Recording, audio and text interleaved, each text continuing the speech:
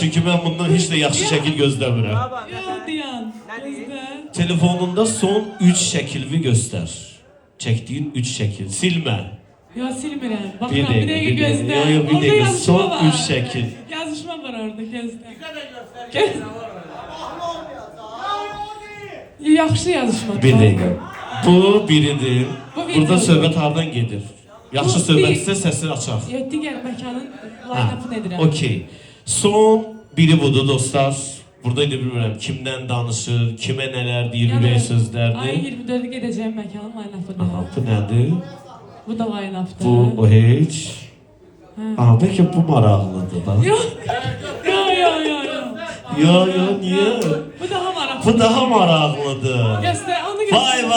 Vay. Partladan video budur dostlar. Baxın. Tamam TikTok'da. Zeflex'te oynadığımız. Bu ikincidir, amma üçüncünü istəyirəm göstərəm.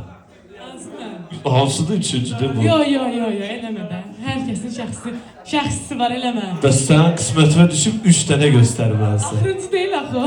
Cığancıq eləmə, cavab ver. Yatanda nə şirin yatırmışsan sən.